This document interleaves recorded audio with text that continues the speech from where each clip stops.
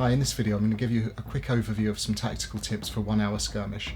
I'm then going to do a little bit of a deep dive into some of the capabilities involved in the game. Now, to be honest, 1 hour skirmish is a pretty logical game, so a lot of the tips that I'm going to give are fairly intuitive, and frankly the first one is downright obvious, which is don't leave your figures in the open.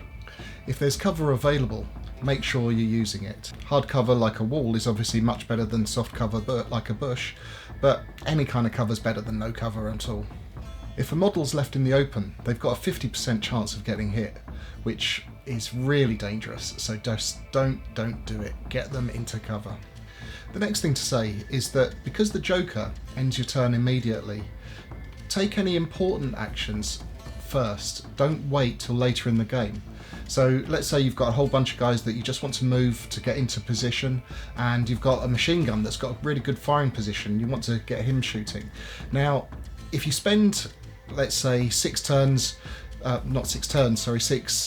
points moving your guys around, that's going to be a number of card turns over.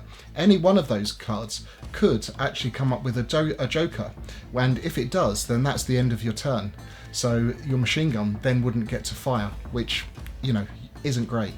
So don't forget, use your machine gun for that Daka first. Next, try not to leave anyone behind. It can be tempting to push certain models up because you want them to be in position and to get a good firing position or whatever, but if you have any stragglers, when the action kicks off, they're going to be out of the game, so try not to let that happen.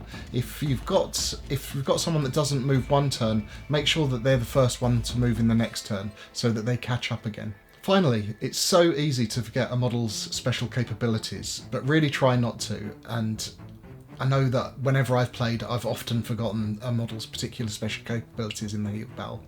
But one thing you could try is putting loom bands onto a model to represent a certain colour for a certain capability. For instance, you could have a red loom band to mean that they're good at shooting, or a black loom band to indicate that they're good at fighting, something like that. So the first special capability is Deadshot. And what that means is that for every point of Deadshot you give someone, they draw an extra resolution card when they're shooting at someone. So let's say you had a chap with a rifle and you gave him a Deadshot of 2, it means that he would be then drawing 3 resolution cards when he's shooting at a given opponent. Then you have Bruiser, and that works in a very similar way, except that's for close combat. So for every point of Bruiser you give someone, they get an extra resolution card when they're in hand-to-hand combat. So if someone's given the Inspiring capability, it means that once per turn they can discard a resolution card from anywhere in their army and draw another one.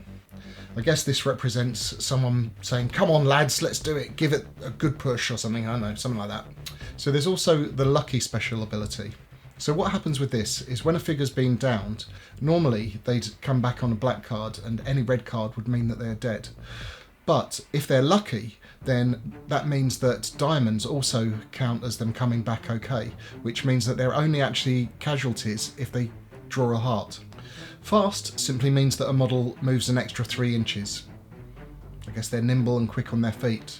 Tough, in brackets number, means that when they're being shot at, they draw that the number in brackets is how many extra resolution cards they draw in defending against ranged shots.